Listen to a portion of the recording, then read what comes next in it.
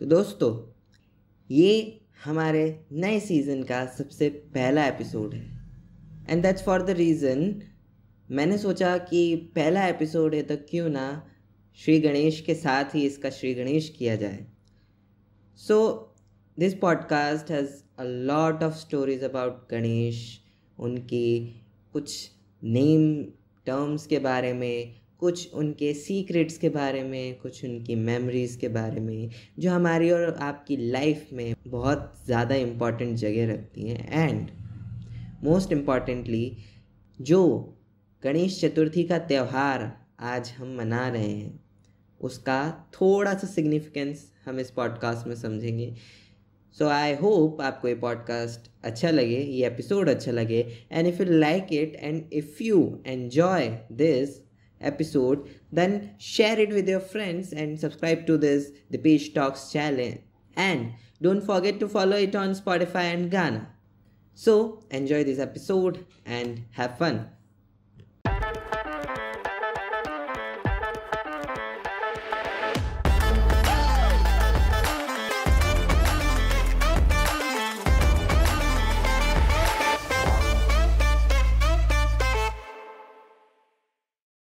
तो hello guys, आप सभी का स्वागत है एपिसोड नंबर 1 में, जिसमें आज हम करने वाले हैं थोड़ी गणेश चतुर्थी स्पेशल बातें with the special guest mister सुयोग.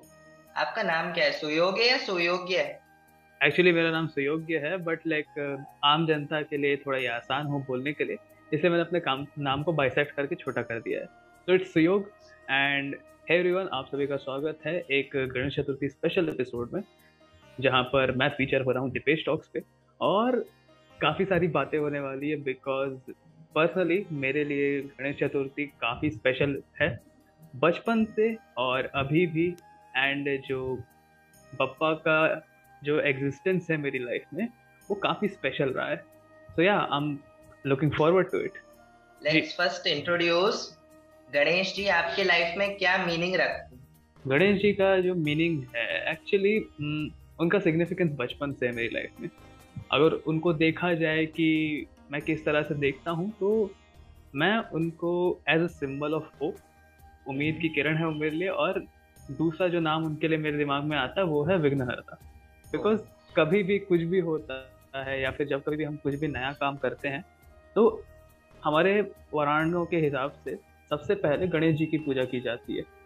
और जब कभी भी मैं कुछ नया स्टार्ट करने जाता हूँ या फिर मैंने कुछ नया सीखने की कोशिश भी की है, तो उससे पहले गणपति बप्पा मोरया बोल के या फिर जय बजरंगबली बोल के एक जो हिम्मत आती है अंदर से, एक जो कॉन्फिडेंस आता है, एक जो बूस्ट मिलता है, वैसा सिग्निफिकेंस तो है ही है. और बचपन में जो मूवीज आती थी, बचपन में जो हम लोग कार्टून्स देखते थे, that was related to lord Ganesha. उन्होंने एक बेस्ट फ्रेंड की तरह उनको मेरे दिमाग में ऐसे एम्बॉडी कर दिया है कि हाँ देखो, कोई नहीं है तो गणेश जी है ना, बेस्ट फ्रेंड है ना तुम्हारे. यस, वो जो मूवीज थी, माय फ्रेंड गणेशा ट्रिलॉजी थी, हाँ, दैट इम्पैक्टेड वेरियस किड्स. बहुत बच्चों के दिमाग में गणेश जी के लिए एक वो फ्रेंडली इमेज क्रिएट की. एंड यानी हर बच्चा उसी की तरफ देखता है. यानी गणेश जी की एक जो बच्चों वाली इमेज है, क्यूट है और इनोसेंस है, पर अच्छा गुड लक है उनके साथ है और हमेशा हर बच्चे के साथ रहते हैं. ये जो इमेज बनी हुई है वो इमेज मूवीज की वजह से बने. एंड आई एम ग्लैड कि मैंने ऐसी चीज़ों को देखते हुए मैं बड़ा हुआ, बिकॉज उन्होंने एक जो चीज़ों को फैक्टर को सेट करना था, एक बच्चे के दिमाग में आपको सेट करना चाहिए कि वो अपने कल्चर को जाने, अपने कल्चर से जुड़ा भी रहे और उससे प्यार भी करे. तो ये चीज़ उन मूवीज ने बहुत अच्छे से की है. गणेश जी पूरे कल्चर का काफ़ी इम्पोर्टेंट हिस्सा है. एंड आई एम ग्लैड कि मैं उनके साथ बड़ा हुआ, उनके साथ साथ मैं हनुमान जी के साथ बड़ा हुआ, कृष्ण भगवान के साथ बड़ा हुआ, उनके कार्टून्स के साथ बड़ा हुआ.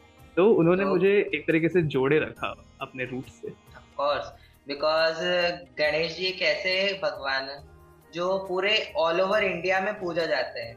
क्योंकि पूरे ऑल ओवर इंडिया में उनकी पूजा होती है. जैसे साउथ में आप अलग अलग देवी देवता देखते हो, बंगाल साइड अलग होते हैं, गुजरात में अलग होते हैं, पर Ganesh ji is common all over.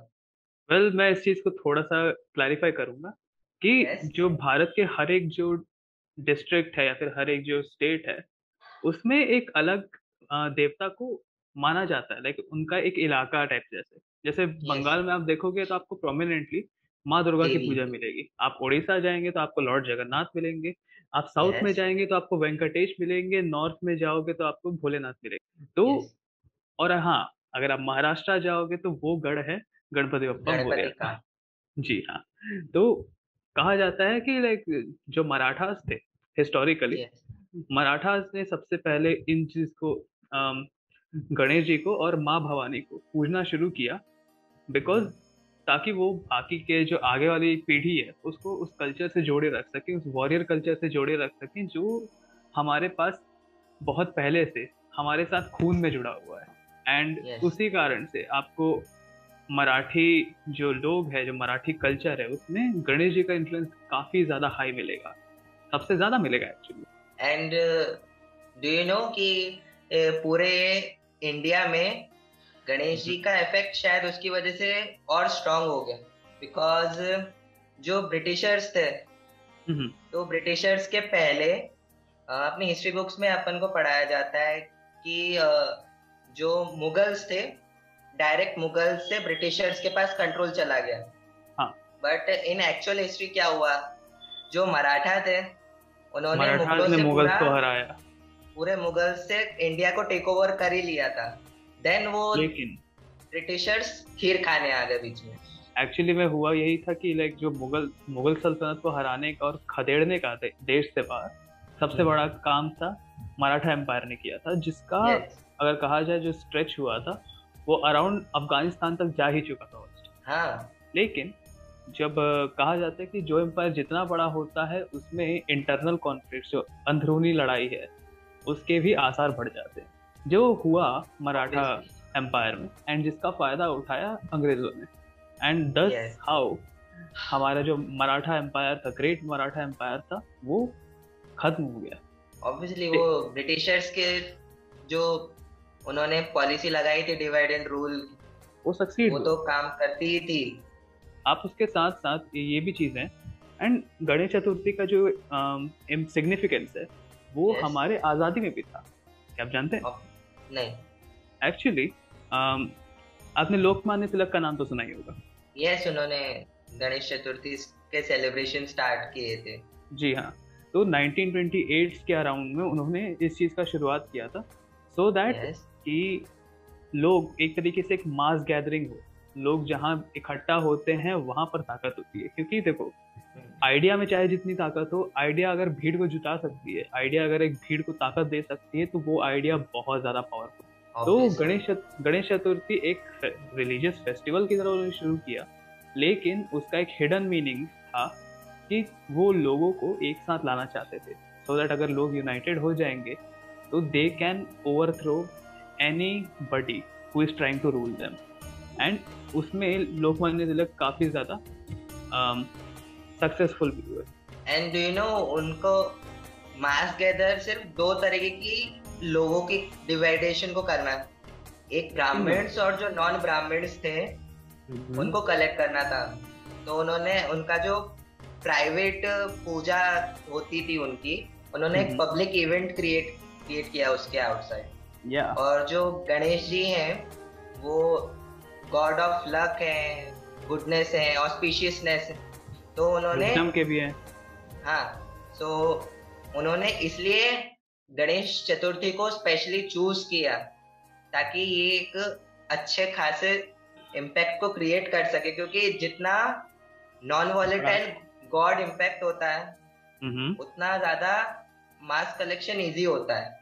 क्योंकि आप अगर जैसे वैष्णव और शैव है अपने माइथोलॉजी में, जी हाँ, तो आप शिव और विष्णु को लेके ज्यादा मास गैदर कर नहीं सकते हो। बिकॉज अगर आप एक को बुलाओगे तो दूसरा नहीं आएगा, दूसरे को बुलाओगे तो पहला नहीं आएगा। लेकिन गणेश जी दोनों को कनेक्ट करते हैं। बिकॉज क्या है कि अपनी माइथोलॉजी में जिन्होंने पढ़ी नहीं है उनको आइडिया कम है कि कौन सी चीज काल के अंदर आती है और काल के बाहर है और किसका क्या सिग्निफिकेंस है। तो लोगों की मेंटेलिटी कॉन्फ्लिक्ट क्रिएट कर देती। So let's jump to the next topic. आपको वो स्टोरीज पता है गणेश जी के बारे में? काफ़ी सारी एक्चुअली मैंने इस पे रिसर्च करी हुई है एंड Yes. देखो पर्सनली मैं बता रहा हूँ कि जितनी मैं अपने पॉडकास्ट में, मेरा पॉडकास्ट एक्चुअली है जज्बात की बात, आप स्पॉटिफाई पे सुन सकते हैं, उसमें मैं नॉर्मली बात करता हूँ, फीलिंग्स की बात करता हूँ, मैं ह्यूमन इमोशंस की बात करता हूँ, आप कैसा फील कर रहे हैं वो भी आपकी शायरियों के अंदाज में। लेकिन So guys, साथ go साथ and check मैं it out. It's podcast and carry on. लेकिन इसके साथ साथ मैं इंडियन माइथोलॉजी में एक्चुअली लोग, ये ब्रिटिशर्स का दिया हुआ टर्म है कि हमारी ये चीज़ें माइथोलॉजी है, मैं इसे हिस्ट्री की तरह देखता हूँ। तो मैं इंडियन हिस्ट्री में बहुत ज़्यादा इंटरेस्ट रखता हूँ और ऐसा ऐसा हिस्ट्री जो एक्चुअली में हुआ है। लोग कहते हैं कि महाभारत और रामायण जो है मिथ है, मिथक है। अगर वो दोनों मिथक है तो उनके प्रमाण क्यों हैं? सवाल तो ये है। लेकिन हाँ, मुझे इन चीज़ों में बहुत ज़्यादा इंटरेस्ट है एंड इसीलिए मैंने गणेश जी के ऊपर भी काफ़ी रिसर्च करी हुई है।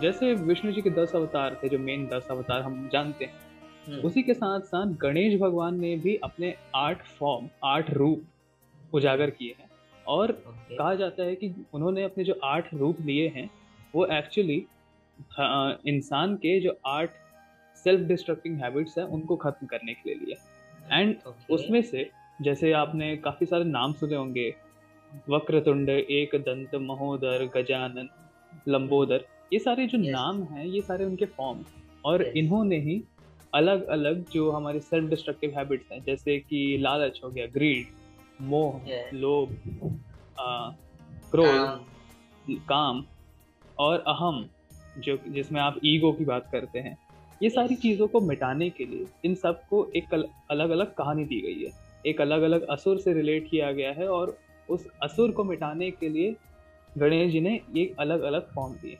तो सबसे जो मुझे काफ़ी अच्छा लगा, ये सारे जो फॉर्म्स हैं इसमें से सबसे फेमस कहा जाता है लंबोदर फॉर्म है, one of the most famous form. Lambodar का सबसे सिंपल जो ट्रांसलेशन है, लंबोदर का मीनिंग होता है लंबा ओदर वाला, that is somebody who has a big belly, जिनका पेट बड़ा है। और एक्चुअली ये जो फॉर्म है इसे लिया गया था क्रोधासुर को हराने के लिए।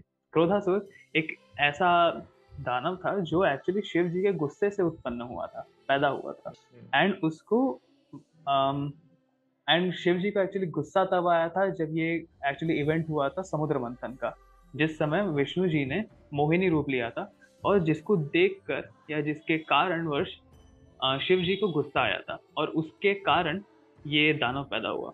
अब क्रोध को हराने के लिए गणेश जी ने ये फॉर्म लिया और क्रोधासुर का जो सारा क्रोध था उसको अपने अंदर समा लिया, अपने अंदर एब्जॉर्ब कर लिया अपने बड़े पेट में, एंड जिसके कारण क्रोधासुर बहुत ज़्यादा वीक हो गया एंड ही सरेंडर्ड। तो लंबोदर एक्चुअली हमें क्रोध से या फिर जो गुस्सा है उससे छुटकारा दिलाता है। तो जब मैंने ये सब पढ़ा, लाइक ओके, ये काफ़ी ज़्यादा इंटरेस्टिंग है।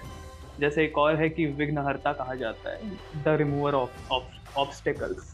तो उन्होंने, हाँ जी, उनको विघ्नकर्ता भी बोलते हैं। विघ्नकर्ता भी बोला जाता है, विघ्नहर्ता भी बोला जाता है, बट विघ्नकर्ता क्यों बोला जाता है, कोई idea? Yes, so what happens कि देयर आर फ्यूअर स्टोरीज, तो मैं स्टोरीज पे नहीं जा रहा, मैं आपको सीधे डायरेक्ट बताऊंगा कि व्हाट हैपेंस कि जब ह्यूमंस की लाइफ बहुत स्मूथ चलने लगती है तो थोड़ा थोड़ा उनके अंदर जो अहंकार आने लगता है, थोड़े विकार आने लगते हैं। तो उनको टेस्ट करने के लिए वो लोग, उनको टेस्ट करने के लिए गणेश जी उनकी लाइफ में विघ्न डालते हैं, बाधाएं डालते हैं, दैट अगर आप इनको क्रॉस कर लो हो जाए। यस, और अगर आप हम्बल नहीं होते हैं, आप वो लर्निंग नहीं लेते, तो आप वहीं अटके रहते हैं। जस्ट लाइक जैसे हम शनिदेव के बारे में पढ़ते हैं, तो शनिदेव का भी यही काम है, वो सजा नहीं देते हैं बट आपको टेस्ट देते हैं, आप क्रॉस करते जाओ, आप सीखते जाओगे, लाइफ में ग्रो करते जाओ। दैट्स द मीनिंग ऑफ विघ्नकर्ता। और उनसे प्रे करोगे तो वो आपको लर्निंग ज्यादा इजीली दे देते हैं। ये काफी सही इंफॉर्मेशन, मेरे लिए भी। लाइक एक और फॉर्म है जिसे मैं काफी आप सबके बीच में ये नाम काफी फेमस है, एक दंत। हाँ मतलब एक दांत वाला। अब आप सबने देखा होगा कि गणेश जी का जो एक दांत है वो हमेशा टूटा होता है। तो उससे रिलेटेड भी अराउंड 3 स्टोरीज हैं जो एक्चुअली मुझे काफी अच्छी लगी थी। तो कहा जाता है कि एक्चुअली एक बार की बात है जब शिव जी ध्यान कर रहे थे कैलाश माउंटेन पे, और शिव जी के दर्शन करने आए थे परशुराम जी, जो विष्णु जी के 5वें अवतार हैं। तो विष्णु जी के 5वें अवतार है। कहा भी जाता है कि परशुराम जी एक्चुअली बहुत ज्यादा गुस्से वाले हैं, सबसे डिस्ट्रक्टिव एवेटार्स में से एक माने जाते हैं। तो वे जब आए तो भगवान गणेश ने उन्हें रोक दिया, बोला कि आप पिताजी से नहीं मिल सकते अभी, पिताजी अभी ध्यान में है, ध्यान कर रहे हैं अभी। सो जिसके रिप्लाई में ऑफ कोर्स हमारे जो परशुराम जी वो थोड़े गुस्से वाले हैं, तो उनको गुस्सा भी आ गया। उन्हें बार बार मना करने के बाद भी जब वो नहीं माने, तो उसके बाद परशुराम जी ने सीधा युद्ध का ऐलान कर दिया गणेश जी के अगेंस्ट, और उन्होंने अपना जो डिवाइन एक्स है, अपना जो फरसा है कुल्हाड़ी, उससे वार किया गणेश जी पे। और गणेश जी ने इसका जो वार है अपने दांत पर दी, जिसके कारण उनका दांत टूट तो गया, एंड जिसके बाद ही उनको एक दंत का टाइटल मिला। बट एक्चुअली ये जो दांत है, इसका एक और स्टोरी है टूटने का। एक और स्टोरी ये है महाभारत काल के बाद की, जब वेद व्यास जी ने डिसाइड किया कि वो महाभारत को एक तरीके से 18 के 18 जो ग्रंथ हैं उसको लिखेंगे, मगर वो खुद नहीं लिख सकते क्योंकि उनके दिमाग में ये सारी चीजें थी। वो चाहते थे कि वो रिसाइट करें और कोई लिखे। तब उन्होंने गणेश जी को समन किया, आवाहन किया उन्हें, एंड जब गणेश जी आए तो उन्होंने बोला कि देखो मैं बोलते जाऊंगा और तुम्हें रुकना नहीं है। तो जिसके कारण गणेश जी ने बोला कि ठीक है ऐसा ही होगा। तो उन्होंने सोचा कि अब लिखा तो लिखा किससे जाए और लगातार कैसे लिखा जाए। तो गणेश जी ने अपना खुद का दांत तोड़ दिया, जिसके कारण ही उन्होंने एक दंत का टाइटल भी हासिल किया, प्लस साथ साथ उन्होंने अपने दांत से ही पहली जो ओरिजिनल महाभारत की कथा थी उसको लिखा।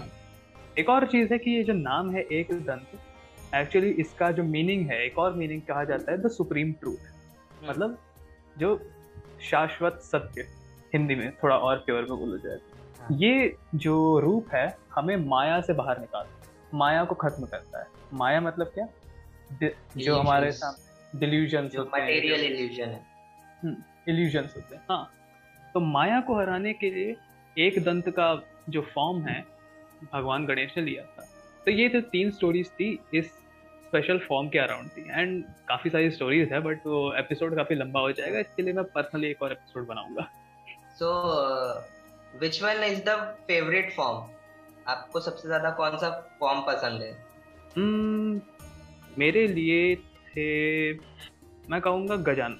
गजानन, क्योंकि गजानन का जो मन, मतलब जो पूरा ट्रांसलेशन है इस शब्द का, गजानन का सिंपल मीनिंग है the Lord who has the elephant face. Simple meaning है कि जिस भगवान के सर पे हाथी का सर लगा हो वो गजानन है।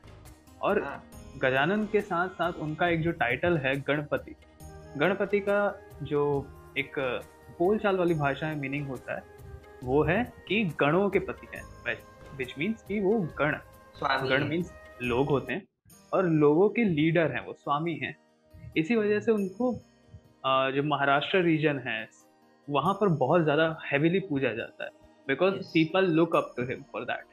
तो या ये चीजें थी। यू जस्ट मेंशन्ड, एक नाम आपने मेंशन किया था, लंबोदर जी। सो लंबोदर से रिसेंबल करता है उनका एक और नाम है, that is Mahodar. The great बैली, जिनका बहुत बड़ा उदर है। हाँ। तो अकॉर्डिंग टू ब्रह्मांड पुराण बोलते हैं दैट जो महोदर रूप है उसमें जितने अलग अलग जितने ब्रह्मांड हैं सारे एग्जिस्ट करते हैं उनके बेली में।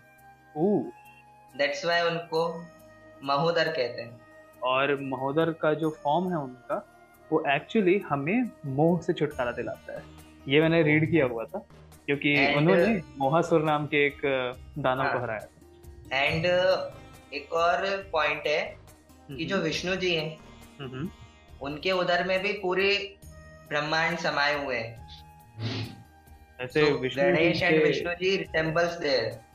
मैंने विष्णु जी से रिलेटेड मैंने काफी सारी मल्टीवर्सल थ्योरीज क्रिएट मतलब पढ़ी हैं, जिनमें हाँ, से हम उन एक पे भी है। एक बार पॉडकास्ट बनाए. I have pure scientific points over that, but वो किसी और एपिसोड का टाइम. फिर इसका सो एक छोटा सा क्लिप मैं बता देता हूँ कि कहा जाता है कि विष्णु जी जो है, जो मटेरियल वर्ल्ड है, मटेरियल वर्ल्ड के सेंटर में कहा जाता है कि कारणोदक्षाय विष्णु नाम का एक महाविष्णु फॉर्म है, जिसके जब भी वो सांस एक्सेल करते हैं, सांस छोड़ते हैं, तो उनके शरीर के हर जो रोम है, छिद्र है, उससे एक यूनिवर्स का जन्म होता है, हर एक पोर से. तो एक तरीके से एक मल्टीवर्स को भी इमेजिन करता है, बिकॉज आपके शरीर में कितने छेद हैं, सोचो कितने पोर्स हैं, 3.5 करोड़. और हर एक सांस में 3.5 करोड़ से ज्यादा यूनिवर्सेस है, और उस हर एक यूनिवर्स में अपने ब्रह्मा विष्णु महेश है. तो लाइक उस चीज को क्रिएट करने के लिए मल्टीवर्सल फैक्टर है. बट या वो फिर कभी किसी और एपिसोड में. I will explain you. मैंने 2-3 बुक्स में पढ़ा है उसके बारे में, थोड़ी अलग theory. We will talk about it. But मैंने एक फनी स्टोरी पढ़ी थी गणेश जी. दैट आपको पता होगा, आपने स्टोरीज पढ़ी होंगी. तो कार्तिकेय और जो गणेश जी हैं, भाई तो हैं, बट ऐसा बोल कि उनकी राइवलरी होती रहती है बार बार, सिबलिंग राइवलरी. हाँ, दैट कार्तिकेय को कभी कभी लगता है कि माँ और पिताजी गणेश से ज्यादा प्यार करते. दैट वो भाई बहन की लड़ाई चलती रहती. सो ऐसी राइवलरी चलती. सो व्हाट हैपेंस कि कार्तिकेय उसकी वजह से दक्षिण चले जाते साउथ इंडिया में. Okay. That's why south India में मुरुगन ज्यादा स्ट्रांगली पूजे जाते हैं कंपेयर टू गणेश, है ना? यस. सो क्या होता है कि वो वहां पे जाते हैं, तो उनको एक ट्राइबल प्रिंसेस पसंद आ जाती, वन देवी. अच्छा. अब क्या होता है, वो अलग अलग रूप लेके, कभी चूड़ी वाला बन, कभी एक ऋषि बन के उनसे यानी प्रिंसेस से मिलने की कोशिश करते हैं. बट जो उनके भाई है प्रिंसेस के, वो बार बार बीच में डिस्टर्ब कर देते हैं, क्योंकि वो थोड़े पॉजिटिव से है. तो व्हाट हैपेंस कि कार्तिक परेशान हो जाते हैं. अच्छा. बट वो युद्ध तो करना नहीं चाहते, तो वो कैलाश वापस जाते हैं. तो एक्चुअली क्या होता है, साउथ इंडिया में ऐसा बोलते हैं कि गणेश जी बड़े भाई, और नॉर्थ इंडिया में ऐसा रिचुअल है कि गणेश जी छोटे भाई एक्चुअली. हाँ. तो साउथ इंडिया में तो वो कार्तिकेय कैलाश वापस जाते हैं, उनसे मिलते हैं, उनसे प्रे करते हैं, मदद मांगते हैं कि तुम विघ्नहर्ता हो, मेरे जीवन के ये जो 3 जो कुछ भी भाई हैं उनके जो विघ्न है उनको दूर करो. तो गणेश जी उनके साथ आते हैं. गणेश जी एक वायलेंट हाथी का रूप लेते हैं और वन देवी के ऊपर हमला कर देते. अरे बाप रे. तो वन देवी उनको देख के बहुत डर जाते हैं. तो वन देवी क्या करती है, धीरे यानी उनको वहां पे मुरुगन वहां पे खड़े रहते हैं कार्तिकेय, और कार्तिकेय से वो हेल्प मांगती, मुझे इससे बचा लो, आप जो मांगोगे मैं आपको दूंगी. तो अब जैसे वो तो पता ही है, आजकल सीरियल्स मूवीज में भाड़े के गुंडे आते हैं, या फिर भाई नकली गुंडे बन के आ जाते हैं. जब हीरो आया तो वो तो निकल जाते हैं प्यार से. गणेश जी भी चले गए. अब जो कार्तिकेय हैं उन्होंने उनसे बोला कि आपने प्रॉमिस किया था, तो आप मुझसे शादी कर लो. और जब उनको पता चला कि ये भगवान कार्तिकेय तो वो मान भी गई. ये तो बहुत सही था. बहुत फेमस स्टोरी है ये साउथ इंडिया में. अच्छा. हाँ, फन फैक्ट, कार्तिकेय को इंडियन गॉड ऑफ वॉर भी कहा जाता है. जस्ट शिव सेनापति है वो. एक्चुअली जो शिव जी की जो सेना है, उसके जनरल हैं वो, सेनापति. Fun fact. And Ganesh ji की एक और अमेजिंग थी. और गणेश जी की एक और एक ऐसी इंटरेस्टिंग स्टोरी है, फैमिली राइवलरी टाइप में. दैट आपको पता होगा, जैसे गंगा और माता पार्वती बहनें. तो क्या होता है कि जो पार्वती माता है वो एक टाइम के, क्योंकि गंगा जी शंकर जी के सिर पे विराजती हैं, और माता जी की शादी हुई तो वो साथ में बैठती हैं। हाँ जी। तो गंगा जी ने एक बार शायद कुछ कह दिया था कि पार्वती माता थोड़ी चिढ़ गई थी। अच्छा। तो व्हाट हैपेंस कि उनके बीच लड़ाई होने लग गई। तो माता पार्वती थोड़ी दुखी परेशान रहने लग गई। तो गणेश जी क्या करते हैं, गंगा जी को अपने साथ दक्षिण की साइड ले आते हैं। अच्छा। तो उनको आज भी वहाँ पे दक्षिण गंगा के नाम से जाना जाता है, और आज के टाइम में वो रिवर को कुछ कॉमन और नाम है गोदावरी। ओह, तो गोदावरी इज गंगा, दक्षिण Ganga, just in the south Indian form. हाँ, सो गणेश जी उनको नॉर्थ से साउथ में लेके आया ताकि फैमिली राइवलरी सॉल्व हो सके, मम्मी पापा के बीच का झगड़ा नहीं। ये तो काफी इंटरेस्टिंग था, ये तो मुझे नहीं पता था। तो ऐसी बहुत सारी family related stories Ganesh ji से और उनकी बहुत सारी फैमिली रिलेशन से उनमें मिलती हैं बहुत सारे, और इनका एक रीजन भी है, क्या बट रीजन? उसके बारे में बाद में बात करें। बट अभी आपकी थोड़ी मेमोरीज के बारे में बात कर। जैसे गणेश चतुर्थी बहुत फेमस है, आपने बताया अभी से लोकमान्य तिलक ने सेलिब्रेट करना शुरू किया था। तो नाउ अब बहुत बड़ा सेलिब्रेशन होता है, पूरी कंट्री में मनाया जाता है, घर घर लाते हैं गणेश जी को।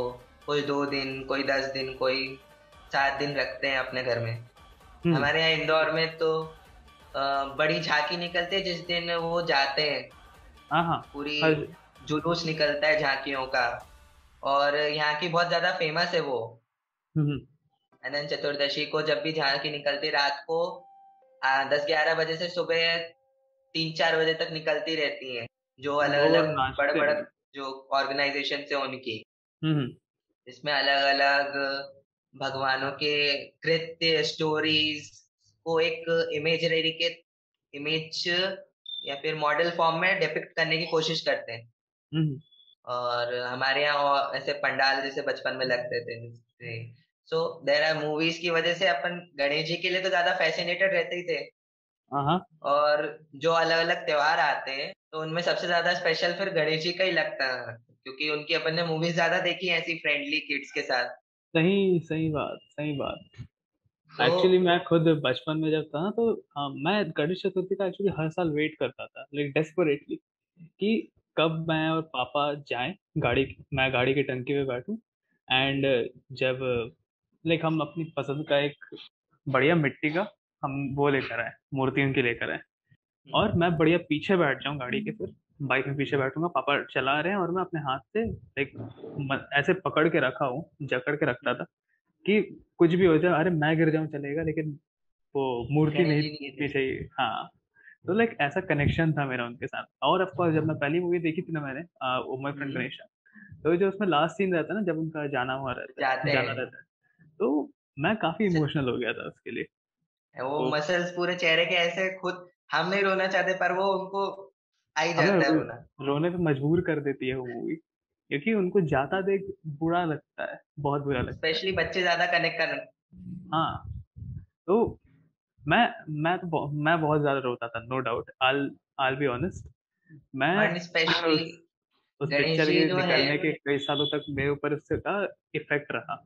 और मेरे साथ ऐसा है, मेरे भगवानों के साथ, मेरे खुद के भगवानों के साथ ऐसा कनेक्शन है कि मैं उनसे बातें करता हूँ, ठीक है, like anybody can find it weird, but एक तरीके से वो मेरे गाइडेंस के लिए होते हैं, तो मैं उनसे बातें करता हूँ, तो मुझे अच्छा लगता है। और ऐसा लगता है कि जब वो है ना आसपास है या मूर्ति में है, विराजमान है, तो बात कर सकते हैं, वो मेरी इमेजिनेशन में भी बात कर रहे हैं, लेकिन वो सही रास्ता दिखा रहे हैं, इतना मुझे पता है। तो काफी एक इमोशनल अटैचमेंट है मेरा उनसे। एंड यू नो, करते सब है, बताता कोई नहीं है। हाँ, मैं खुले में एडमिट करता हूँ, क्योंकि इसमें शर्म नहीं है, ये मेरा कल्चर भी है और मेरा प्यार है उनके लिए, और प्यार दिखाने से कतराना नहीं चाहिए। गणेश जी इसलिए ज्यादा फेवरेट भी है क्योंकि वो ऐसे भगवान है, जब वो 11 दिन बैठते हैं तो आपको हर दिन मिठाई खाने को मिलती है, और एक परिवार का हिस्सा बन जाते हैं। वो बड़े स्वीट से मेहमान है वो हमारे, यानी उन एक ऐसा त्योहार है जहाँ पे व्रत नहीं रखा जाता। आप दिन भर भोजन किया जाता है, भोग लगाए जाते हैं, खुद भी खाओ। हाँ, भोग लगा जो पंडालों में लड्डू बटते हैं, उनकी वो तो खुशबू कुछ ज्यादा ही टेस्टी होते हैं। उनकी और खुशबू जो अलग रहती है। और जो वो आरती होती है ना, वो लाइक उसका जो लेवल होता है, एक जो उसकी प्योरिटी होती है, वो आपको वाइब्रेंस अपनी तरफ वाइब। वो आपको अपनी तरफ खींच लेती है। लाइक आप हाँ ना चाहते चाहते या ना चाहते हुए भी आप रुक के एक बार देखते हो। और जो एक बार रुक कर देखते हो तो थोड़ी देर बाद ही निकलते हो, कम से कम 2-3 मिनट बाद आप निकलते हो। हाँ, जब तक कोई पीछे से गाड़ी से हॉर्न ना मारे कि भाई आगे बढ़ हाँ। करके। And do you know spiritual और योगिक साइंस में हम्म। गणेश जी जो अपने सप्त जो 7 मेन चक्रास हैं, हम्म। जो सबसे लोअर चक्रा है, स्टेबल जो सबसे रूट हाँ वाला हाँ। मूल धारा, वो उनके डाइटी हैं। जो उसके देव हैं वो हम्म। गणेश जी हैं। एंड मूल ओ, धारा आपकी लाइफ में, आपकी बॉडी में बैलेंस को डिफाइन करता है, बेस को, ये बैलेंस काफी को। इंटरेस्टिंग। मैं यानी क्योंकि आपकी, बॉडी के 7 चक्रास के बारे में बहुत कम जानता हूँ, मेरी नॉलेज बहुत मिनिमल है उसके बारे में। तो वी बट विल मैं टॉक धीरे अबाउट धीरे इट। बट मैं धीरे धीरे इसे एक्सप्लोर करते जा रहा हूँ। सो जो सबसे नीचे वाला चक्रा रहता है, हम्म। फर्स्ट मूल धारा, उसको इंग्लिश में सैक्रल प्लेक्सस बोलते हैं। ओ। वो एनर्जी आपकी लाइफ में, आपकी बॉडी में एनर्जीज के बीच बैलेंस को स्टोर करती है। अगर वो चक्रा बैलेंस नहीं है हम्म। तो आपको एंजाइटी ज्यादा होती है, कंफ्यूजन ज्यादा होता है, सेल्फ डाउट बढ़ जाता है, बात बात पे टेंशन होती है, आपको रास्ते समझ नहीं आते। दैट्स वाई आप जब ऐसी चीजें लाइफ में होती हैं तो पंडित वगैरह बोलते हैं ना, गणेश जी की पूजा करो। हाँ। तो गणेश जी मूलधारा चक्र को कंट्रोल करते हैं। ओ। वो बाकी सारे जो 6 चक्रास, हम्म। उनकी एनर्जीज को बैलेंस करने के लिए सबसे पहले मूलधारा बैलेंस करना पड़ता है। ये काफी इंटरेस्टिंग था ये, मतलब इसने ना मेरे को इंटरेस्ट ऑलरेडी मेरा जगा दिया है कि मैं इस चीज के बारे में बहुत जानूं। चक्रास मैं बहुत फैसिनेटिंग टॉपिक है। मैं जरूर इसके बारे में स्टडी करूंगा, and I will make sure कि मैं इसके ऊपर एक सेपरेट एपिसोड अलग से बनाऊं। यू कैन टॉक टू क्योंकि मी अब टू, मैंने बहुत पढ़ या रखा है श्योर इसके बारे में। Sure sure sure I would love to. And मुझे लाइक इस कॉन्वर्सेशन में इतना मजा आया ना कि मेरे को पता ही नहीं चला कि टाइम कितना निकल गया। एंड एनी, अब जैसे एपिसोड का लास्ट टाइम आ चुका, so any message Ganesh ji को, गणेश जी से रिलेटेड नई जनरेशन के लिए जो आगे लोग हैं, जो आगे लोग अभी ये सुन रहे हैं, या आगे ये लोग जो ये सेलिब्रेट करेंगे, तो इसे जस्ट एक सेलिब्रेशन की तरह ना माने। उनका आना एक सेलिब्रेशन खुद है, और वो आपके मेहमान की तरह है आपके घर पे। तो जिस तरीके से आप एक प्यार भरे एक मेहमान से, जिससे आपको खुशी मिलती है, एक ऐसे मेहमान की तरह उन्हें भी ट्रीट करें। प्लस आप इसका एक सिग्निफिकेंस भी समझिए, क्योंकि हमारा जो देश है बहुत कलरफुल है, और उसके जो त्योहार है, उसके त्योहार का सिग्निफिकेंस है। हमारे त्योहार सिर्फ इस वजह से नहीं है कि वो धार्मिक है, उनका हमारी लाइफ में भी असर है। प्लस हाँ, जो हम मॉडर्नाइजेशन की तरफ भाग रहे हैं, आप मॉडर्नाइजेशन की तरफ जाइए, लेकिन अपनी जड़ों को ना भूलिए।